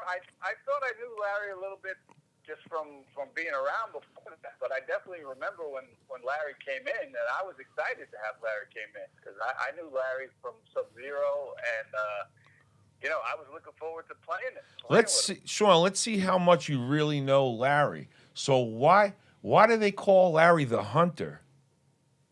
Because he's a redneck from Pennsylvania. There you go. There you go. Bing! You Yeah. win the silver Pensatucky's Toyota in the Corolla. house. When I'm not kidding. When me and Larry first started to really talk about music and look, I was going over to Larry's place in Jersey City, and we would Jersey just City, my we would just work hometown. out JC. songs like, hey, I Hudson have County's finest. I have this idea, listen to the right, and he's like, listen, I just got to tell you, this was like a couple weeks, and he's like, it's hunting season. Larry's I'm actually out. got hunting pants on right now. I'm out. You're The next fucking right, the next dude. 2 weeks, He's I'm out in wearing- Pennsylvania. I'm hunting. He's wearing hunting pants. Guy was right looking now. for Holy squirrels in the fuck. parking lot when we he's pulled looking for up. deer. I, Larry's nickname, the Hunter, it's not a pure hardcore nickname. He is a true hunter, man. He hunts and fishes. You have and rifles, makes Larry? knives. Oh yeah. Oh yeah. oh shit, Oh, Larry's he from fucking Pennsylvania. Yeah, That's man. you got that for your 5th birthday Larry's out strapped, there. Yeah. motherfuckers. Whatever you need. Larry made his own knife, for Christ's sake. He's probably Yeah. got one on him right now. We're fucked if guy. we fuck around over here. He got the tools on him, bro. Telling you. Yeah. Anyways, man, so that's pretty amazing. So keep it going because Dan's looking at me. He's Yeah, pissed. yeah, Go ahead, keep talking. yeah. Oh, Sean. So when I started playing with Murphy's Law, actually, I was, Boogie Dog was still going, but we were having problems with the label and the management and all that, so we were on kind of an extended break. We said we're not going to do anything for them if they're not going to do anything for us. Right. So we had we had some downtime, and I was good friends with Jack Flanagan, you know, the mob, Jack Flanagan, and Oh yeah, mob rules. he was our tour manager. So he knew that we were home, so he called me up and said, "Listen, Murphy's Law's got a big tour opening for the Misfits. Do you want to play? Do you want to play guitar?" I said, "Absolutely." So I Awesome. learned all the songs in a couple of days, and next thing I know, I'm playing guitar, opening for the Misfits. Rock and And roll. Yeah, and I had so much fun, man. I mean, you know, Doggy Dog was big in Europe, and it was great. We were playing to a lot of people, and, you know, we had the nice tour bus. and Dan all was that, saying, but yeah. I missed the times of getting in the van and just getting crazy. It's amazing how shit shifts like that. You know, gears, you know, shift and change, and you know, it just keeps on going. You know, It's He even got to amazing that sing we're with the here. Misfits. What's that? He even got to sing with the Misfits on Oh, stage. wow, you got to sing with the Misfits. Yeah, they had a song, All Famous Monsters, I guess, Saturday Nice. night, and Jerry heard me singing backups. I don't even know why he picked me out to do it, but Wow, he said, "I like your voice. Would you come up and sing?" So, Nice. You know, I sang with the Misfits. that's an honor, Sean, man. Sean has a way better voice than people think, too. You know. I mean, it sounds good, right? Ask him about 12 pack. Sean, give us a few bars.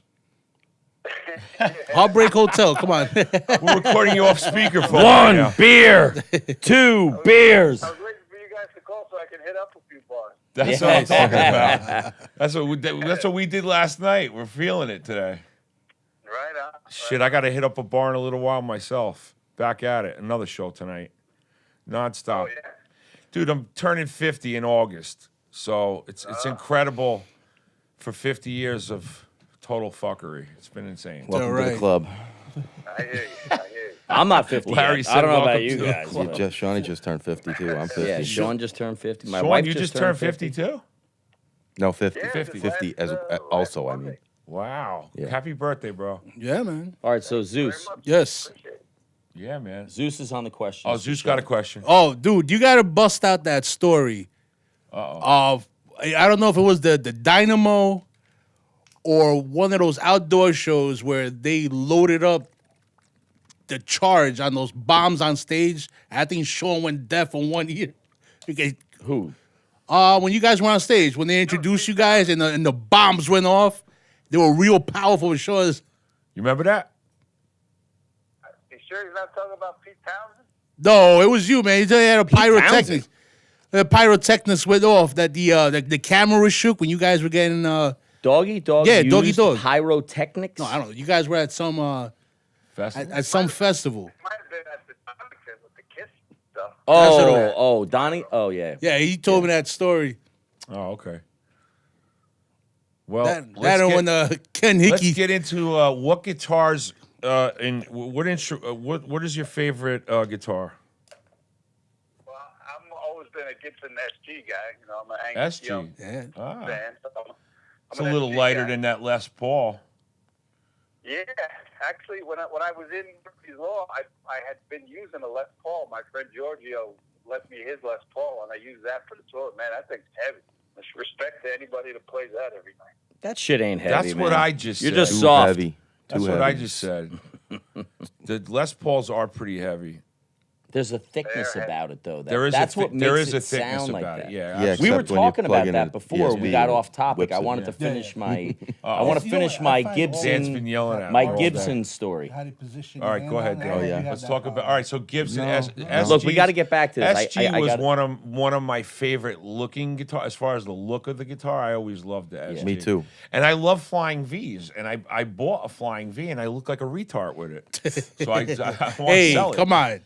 Cognitively Yeah. challenged. That's Oh yeah. Oh, I'm sorry. definitely Our not words cool. are no good. Not cool. Sorry. So, real quick, Sean, you know that I have played and you have played Gibsons forever. And we talked about how when we used to go to Gibson in New York City and they would give us guitar, it was like awesome, right? And I just found that black Gibson SG. Remember the one that we swapped out? And it was in my basement. I forgot I even had it. I just started using it recently. But With the gold hardware? Yep. Stars and Yep. Yeah. But when we recorded the Kings Never Die album, when we were in the sessions recording the Kings Never Die, I just I just couldn't. Like, I got to the point with the tuning, and I had both guitars set up beautifully, and even Larry worked on them, trying to get them. But the tuning issues, I hate to say it because I love Gibsons and I love the way they play, and I like how you could raise the action, but.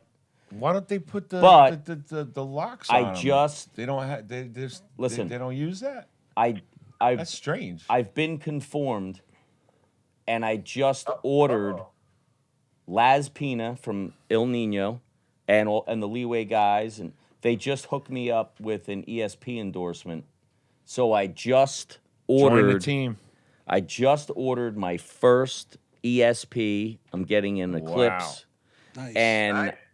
I think, and once you do Did that, they give you a break on it? oh, incredible! Wow. Yeah. Like It's like half a price? No, more than that. Way more. It's like a Wow. Premier Plus, like whatever. Like they're not giving them to me for free. No, but, no. And listen, I know. I'm so I grateful. talked to them right. recently, and Yeah. they do like Yeah. a big. But the discount. reality is, my first ESP is kind of on its way, and I am no longer playing Gibson guitars for the first time in my life. Uh-oh. Well, I'll text you my address. I'll Yeah, take it. I'll take two. I'm of not them. kidding. I will send you that black SG as soon as I get the ESPs and I get the second Oh, one. man, give but one over here. listen, the whole ESP thing is really Larry, because Larry is the guy Yeah. that turned Me and me Larry on bonded to- on the yeah. ESPs.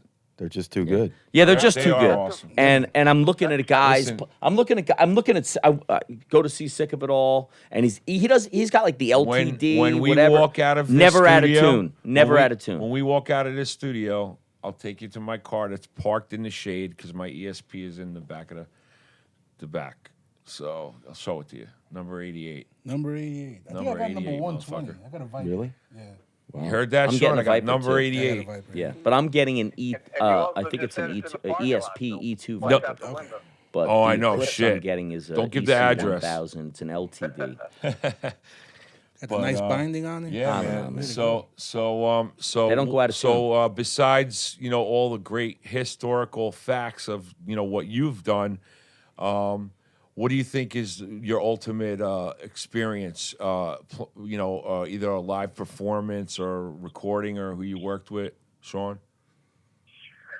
Well, I mean, I got to say, honestly, I grew up, with Dan and, North Jersey, and a lot of the bands that I grew up loving, like Murphy's Law, the Cro-Mans, Yeah, and got to Agnostic play Front with, and yeah. stuff. I mean, it was great. What happened with Doggy Dog was incredible. I wouldn't change it, except if Dan would have stayed. But, I mean, the run was great. It was incredible. But at the end of the day, what I'm the most proud of is I got to play with all the guys I grew up listening to. That's what I Dan got was to just play. saying. I got to play in Murphy's Law. I got to play with Harley. I got to be in Stigma. Mm-hmm. I mean, what more could you ask for? Yeah, man. Yeah, man. Absolutely. Yeah. Cash would have been good. To actually get paid for what we did would have been awesome. That's true too. Good Well, point. actually, Good point. no taxes would be great. No Well, you got to make money to get. You got to taxes make. done. You actually have to make money to get that. Like, have to pay taxes. Anyways, I'm just saying, fuck taxes. No. But that's cool, man. I mean, I gotta say, I'm looking at Larry right now. So besides the hunting pants and the shotgun he has in his back pocket, he's got a Motorhead shirt on. So one of my biggest, proudest moments was to not only open for them on a festival, but actually when we opened the actual show, and it was at the height of the festival, it was about 80,000 people. It was in Dietzenbach in an airfield, Germany. And, when we got done, we set the show off. And we really did. Rhythm Trip crushed that show. When I walked off the stage, there's Lemmy as I'm walking down. And he remembered me. And we started to talk. And we went backstage and started pounding Jack and Cokes. And by the end of the night, I was up on stage. He allowed me and my singer to go up on stage during their set and hang out on the stage, and it was incredible, man. Just How loud were those motherfuckers? Dude, that's what I was gonna say. Like Loud. Like we brought even the earplugs didn't help, man. It was insane. And he was he pounded, bro. We pounded hard, and he got up there. I don't know how he got up there and did what he did, but he killed it. It was just amazing, man. Just amazing moment, man.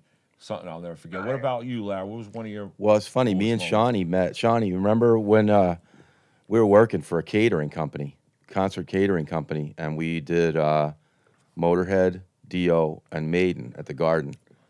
And so we met Lemmy, Dio, and Bruce Dickinson in the same night. Wow. Shawnee introduced me Holy to shit. Dio. Shawnee introduced me to Dio because he knew him from that's being on a awesome. Doggy Dog. And the land. Yeah. But we met. Remember Shawnee meeting Lemmy, Oh, yeah, yeah. setting up his drinks? Oh man, yeah. Man. This is what here. Here's we're Oh, you were pouring his Jack and Coke? No, we had to bring the coolers in the ice, But set it up was the Jack green and Coke, rooms. right? Jack and Coke. Well, here's what he That's says, all I right? remember. Me and Shawnee are holding the cooler together, What I literally remember. bringing the ice into this place together. And Shawnee goes, "Lemmy, if you need something else, just shout it out." And he's standing there with a cup of ice, and he goes, "Coca-Cola," like that. He goes, "If you need anything, just shout it out." He goes, "Coca-Cola." Yeah, that was a fun job, man. We did a lot Yeah. of cool, Setting a lot of drinks cool up for shows Lemmy. with that. Damn. Yeah, That's yeah. pretty awesome. Super nice Meeting though. Bruce and Dio. It's pretty sick. Couldn't be nicer. Honestly, Dio was drunk as yeah. hell at the time, but also super nice. Cool, and, right?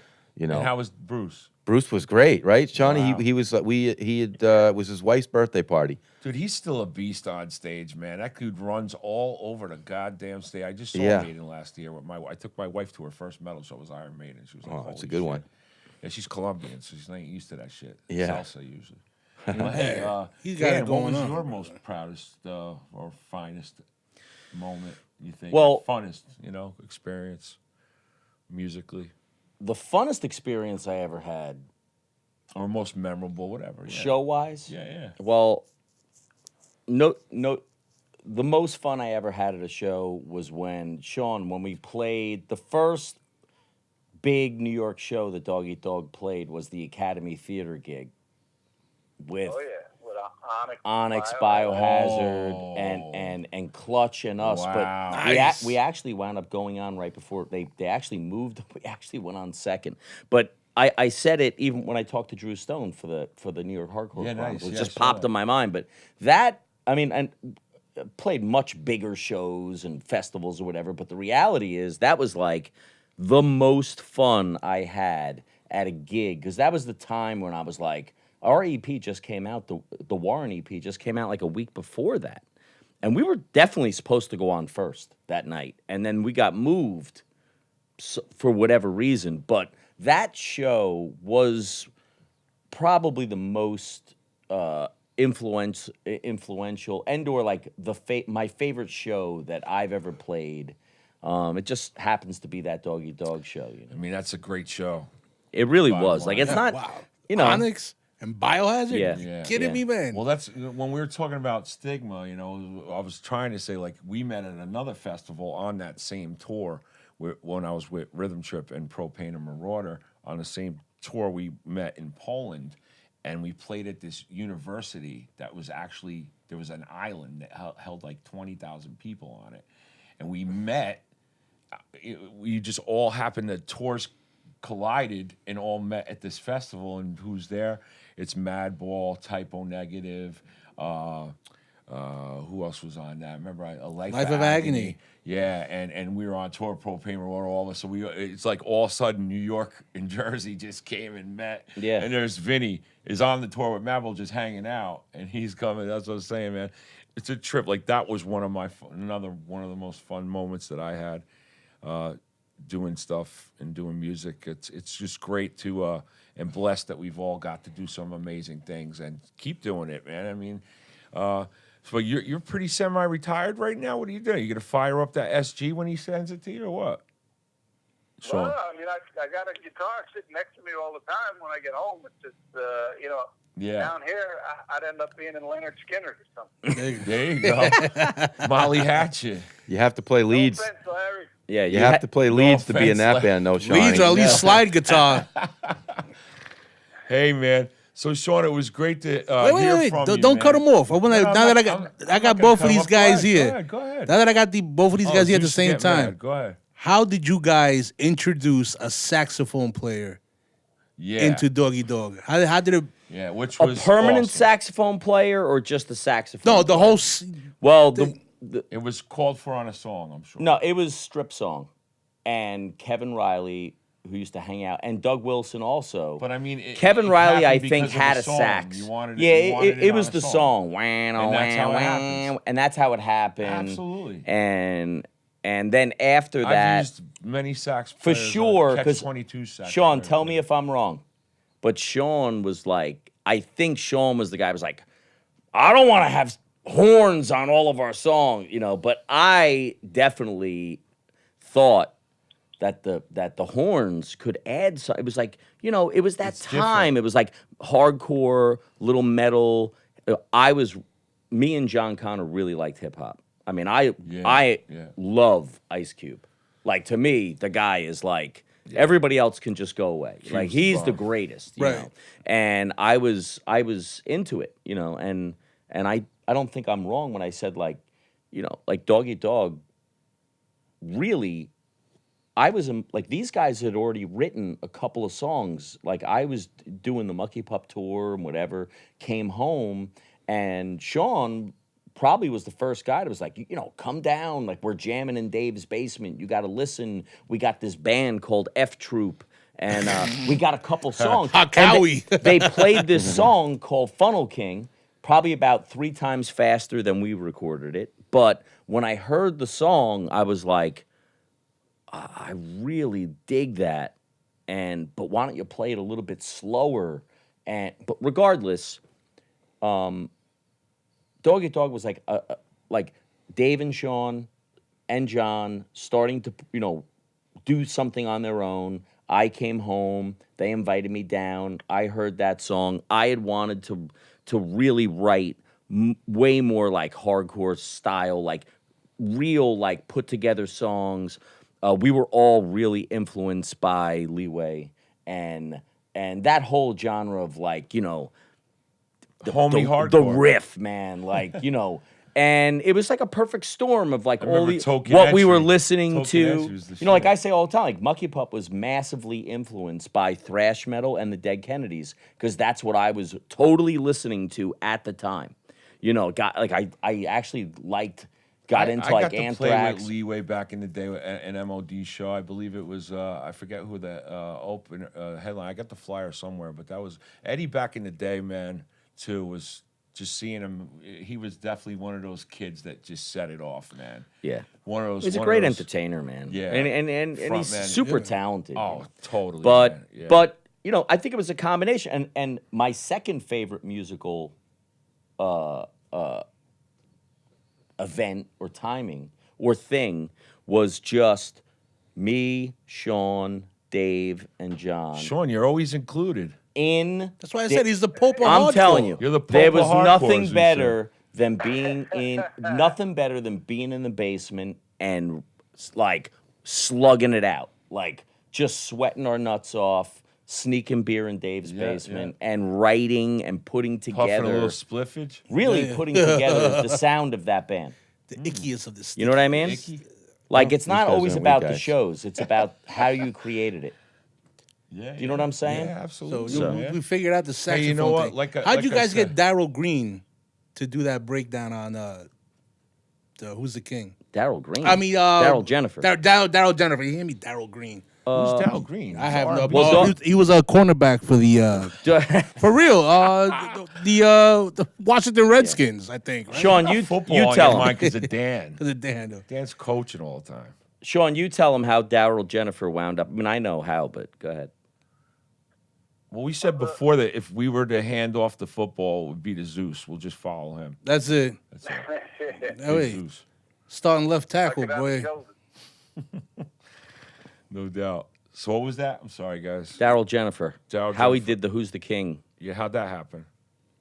How'd that come Well, together? well, when we released our EP, I don't even know if Old Kings was out yet. I think it was the EP tour. Yeah. We went and we did an England tour with opening for the Bad Brain. That was our first Dog Eat Dog tour ever. Was Yeah. Opening for the Bad Brain. And I ended Wow, up, that's they wanted awesome. they wanted to get another guitar player in, and I said, no way. I said, we told Dan no. So we figured out. They flew me in Yeah, for like two different weekends. They flew me in. Where were you living? You got flown in. I was home. I Jesus. was He working. Get married. Oh, right. They flew me in to play Brixton think I Academy. They remember flew me hearing in to about play that. a bunch. Nice Yeah. venue, Brixton Yeah. Academy. Nice. Hey, what part of Jersey were you guys all from? Sean's from Teaneck. I know that one. Yeah, boy. I know. I was No, gonna say he's not Teaneck. from Teaneck. No. Sean's from Hawthorne. I grew up in New Oh. Milford. Oh, New Milford. All right. Yeah. New Milford's where me and the guitarist I was telling you about, the original guitar of my best friend, that's where we used to jam. Originally, that's where the town we jammed in. Yeah, I grew up in New Originally, Milford. Before we came to Lodi and started Yeah. jamming. in Jersey City, baby. Oh, That's JC. easy, We weren't JC. jamming. Yeah, we were just throwing sneakers on the telephone lines. That's all. But No, I was in Teaneck till I was like 15. Then I moved up north to Closter. That's when I met Dan and all them guys. Yeah. and Larry threw boots up on the trees. Larry trees. threw like tree. freaking skeet, bro. Dude, Let's see how good you are. Trees aiming at deer. Larry's killing deer. Oh yeah. You eat it at least, right? Yeah. Oh, Oh, there yeah. you Of go. course. Yeah, How you gonna pass up venison? yeah, Yeah, man. man. Make some nice stew. Yeah, we all eat it. Yeah, I heard you. My If you kid. butcher Shish it down, kebabs, man, you can bro. make anything out of it. I eat that shit too. Yeah, I you had just Larry's venison stew. don't It's overcook great. it. Oh wow, nice. It's good. Yeah, man. That's my nephew. My nephew's a Jersey hick. Yeah, he shoots So- everything.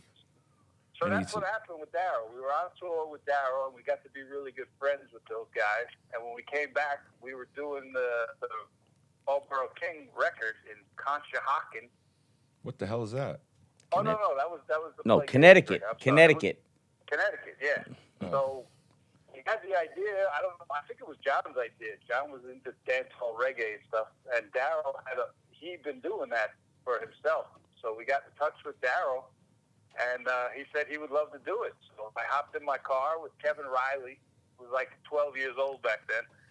We drove up to Darryl's house up in Woodstock, and we picked him up. And he literally, I had a cassette in my car, and we just played the part over and over and over. And Darryl wrote the song in the passenger seat of my car, and he got there and did it.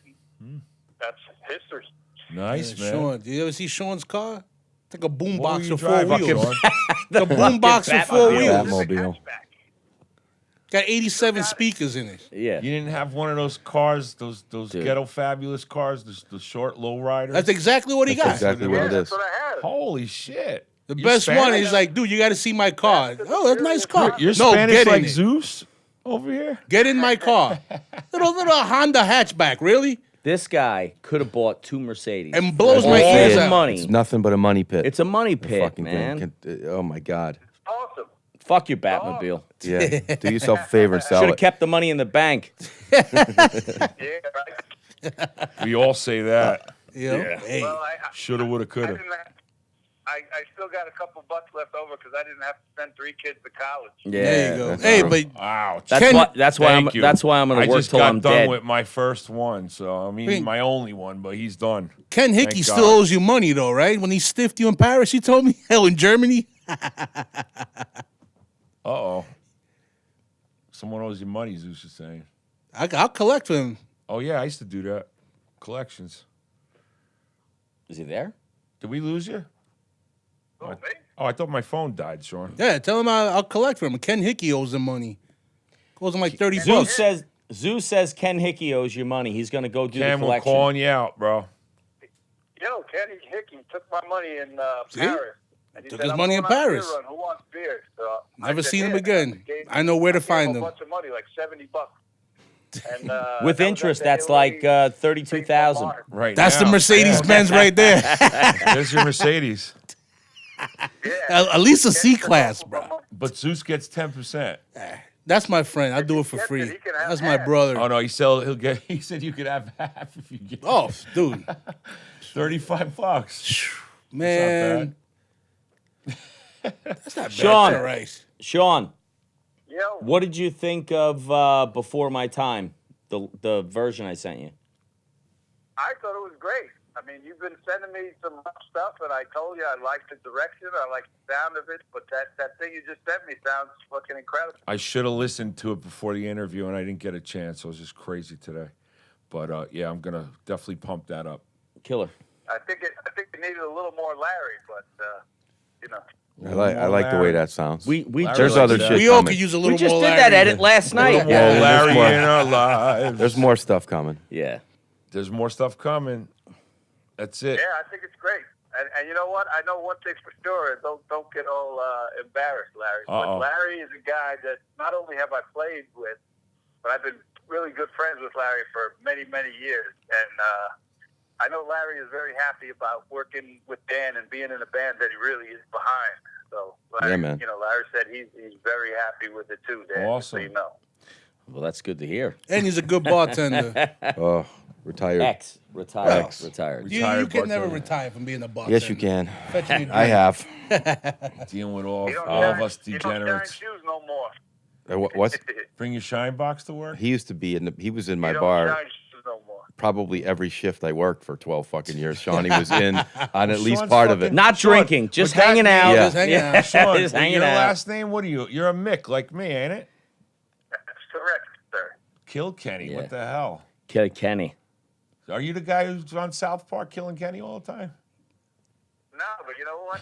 When I first moved down here, people, when I say my name, they're like, what? I said, Kilkenny, you know, like South Park. Yeah, exactly. There you go. No, but you know, that's one thing I gotta say. Us Irish can drink.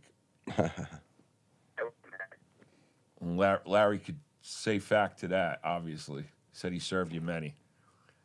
Yeah, well. Well, hey man. Larry and I had some great conversations over those 12 years. Yeah, man. Absolutely. Well, Sean, man, we're gonna cut it because we have definitely been talking up a storm on this episode 5. And it was great to have you on. Well, I appreciate you all calling me, and it's great to talk to you all. I haven't spoken to some of you in a while, so thank you. Yeah, Look at that Jersey accent still. Some of y'all. some of y'all, Some of yous. Some Who, of yous. who the hell is some of yous? some of yous. It's like I saw him. You saw him. How are you? How are you? They can't take they can't take Jersey out of you no matter where you go, bro. It follows you. It's like a rubber band. They keep pulling you back. Yeah, if you need that Taylor ham connection, we'll ship some down to you. Oh, I told you. I just texted Dan a picture of my sandwich. I got it. Yeah. I got it. All right, man. Love you. Ciao, brother. Thanks, Shawnee. Hey, All right, be man. good, Love brother. you, man. You got it. Thank you. All right, talk to you later. Peace. All right.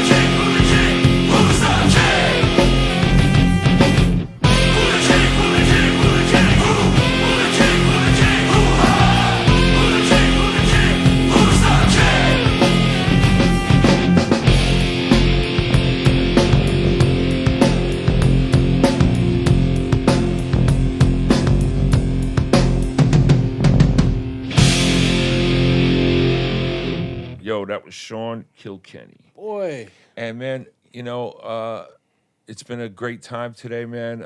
Talking about all these old memories, digging up a lot of old dirt. Not really. No, No dirt. It's all good dirt. shit. all good shit. PMA, The good all times and PMA. And the we got bad, to talk man. to Larry the Hunter. Shawnee, I played it with Shawnee in Murphy's Law and Stigma.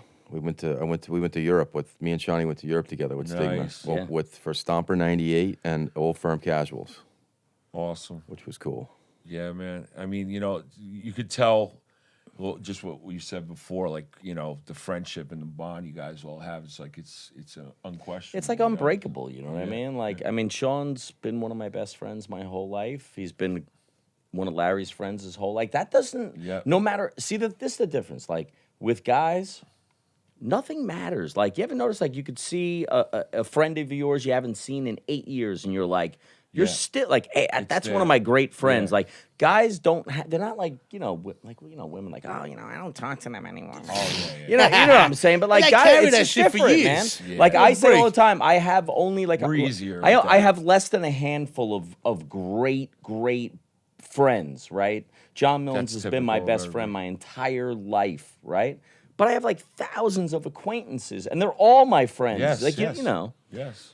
Sean And is this- one of those like handful of guys. Like I love dude. him. I love the guy. Picture this, though. Well, I mean, coming from my perspective, I didn't play in a band with Sean, nor with Tim. Yeah.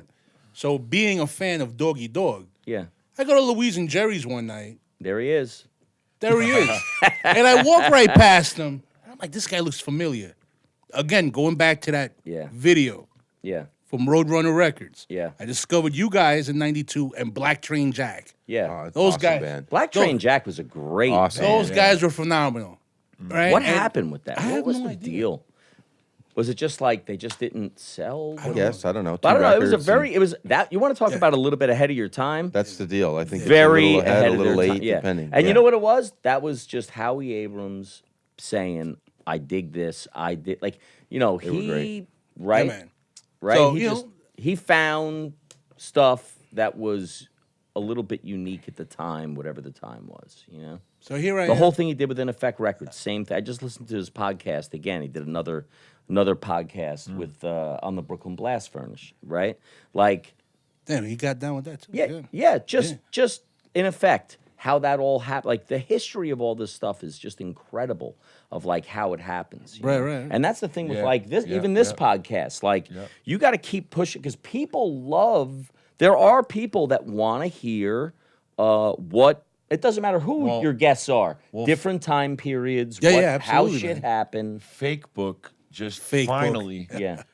have now a button where when you invite, it finally lets you select all of your friends. So Yes. now I could actually, instead of one by one wanting to kill yourself, Zip. Now you zip, and at least the people that don't want to don't. They see it and Right, whatever. But right. but I sent everybody to this Cataclysm Records Yeah, yeah. Takeover podcast. Same page. here Yeah, too. killer. So now It grows little by grow, little. We'll grow and we'll build. It started with everything you one. do. We're getting up there. But Yeah. going back to Kilkenny, Yeah. I live around the corner from Louise and Jerry's. I'm born and raised in Hoboken. Great bar. Boom, I go down there and I walk past him. This guy looks familiar. And It's the still video. there, right? Yeah, it's still there. Yeah, yeah. So I'm talking with Brian and Pat and yada, yada, yada. And Brian's like, yo, we got a new door guy. Meet Sean. He used to play in Doggy Dog. I'm like, you fucking kidding me. Yeah. I grew up, as a fan, really Yeah. digging him. Yeah. Here I come to freaking get drunk. And Sean's And he's calling you out. he's right there. So ever since Kicking from your ass day out. one, we Yeah. just started chewing the rag, and that's Yeah. my brother, man. Yeah. man. Sean is What a just, trip. he's the type of person, man. He's just, Actually, He that doesn't was have one a- he doesn't that's have a what mean Zeus bone said in his with body, this you show. know? He said he actually mentioned let's Remember? get Sean. We on. gotta get him on. And the Yeah. thing is, listen to this. And this I even had gets to dig better. that out from this guy over here. I meet Sean that night. Like, hey, how you doing? This, that, and that. Billy Janisi walks in. yeah, Billy's- we just saw Billy. So here I am with, Actually, Gothic speaking Slam of, and Doggy Dog and in Louise and Jerry's. I just was looking to have a drink. I'm like, dude, I'm like a pig in shit over Yeah. here. You know what I'm saying? Speaking of Billy, Billy's band just- Ogre's Yeah. Ogre's playing my 50th birthday party. Yeah, yeah, August no 24th doubt. We're at there. the Harp and Bard. We're gonna blow that Come joint out up. and They just opened, bring a stretcher They and just a played with fucking us box on of that Depends. the Doggy Dog Debonair show that we just played. Yeah. Billy's, yeah. Yep. He's still going They're strong. amazing. Oh, he loves Yeah, it, man. man. He just Yeah. loves to play. Yeah. I'll tell you Yeah. something about Billy though. If there's a person on this planet that I would pick to go invade hell, it would be Billy Genesi. That dude will walk with you to the gates of hell, knock him down. Yeah. Yeah, word. Yeah, dude, he's solid He is individual. solid. Yeah. Yeah. He's always solid, been bro. solid guy. Dude, solid dude. I got no problem. Always been a great guy, man. Always. Guess who Yeah, else? you know, Guess who else has an ESP now? Billy. Billy Genesi. Because of me. Goddamn Billy. He was like, I don't know. Larry's man. just Larry's man. He's spreading the- he's Yeah, Yeah, just they he's a should give me the spokesman. fucking. Yo, Larry- ESP, you Fuck better ESP. look out Gibson Larry might the sue you. Hunter. Yeah, He right. hooked this guy up He with had the Larry the Hunter model. zero money down on the fucking next ESP. He had first this, time I saw Larry play was and get with me one Murphy's too, Law. by the way. He had a Gibson. I want Gibson Les the, Paul. yeah, I'm like, for sure. that's my type of dude Yeah, right for there, sure. man. I want the Dillinger one, the Ben Dillinger one. You had to do Harley's War Hero also? No. Shawnee. Shawnee did. All right. Yeah. Yeah, he did something. All right. Well, So, Billy, guys- you know what? Billy was playing this Epiphone, but it's like a Super Strat. It's like a Floyd Rose Strat shaped Epiphone, and he was telling me about how great it was all these years. He loved it. You just can't get anything better. And I was like, well, I've been playing these ESPs lately. I said, try this or whatever. And then he was, What's you know, the just stock like, pickup oh, man. in the ESP now? EMGs. Well, either No, EMGs or or a Duncan. Duncan. Depends. Because You pick. the one I got had the Seymour Duncan Invader Okay. pickup, which is Real disgusting. hot, super hot pickup. Yes. Yeah. So I'm wondering if they still actually make them. I think they. I think they the do. Invaders. Yeah. Yeah. I'm Well, on. I get anyways. another. I'm on the bare knuckle pickups now, man. They're even better from England. From all they're right. something else for Hand distortion. Yeah, they're killer high gain pickups. But Do you remember whatever. the TC Electronics box back Yeah, in the sure. day? Yeah, man. Sure. That's the thing now with everyone with these high heaviest gain fucking- heads Yeah. and That's- I that had the fucking same crunch was boogie insane for back in 20 the day. years, man. Yeah. I No just shit. plug in. Bonus but crunch. Now I'm cheating Yeah. with the Line 6 a little bit. remember back in the day, man, the old Marshall JMPs? Yeah, that's with what the we used four, to use. with the 4 inputs. Actually, holders. what's I have a amazing? Remember, bunch you of used to take my a bass little player patch cable. Yeah. Just bought a new head. It's fucking this big.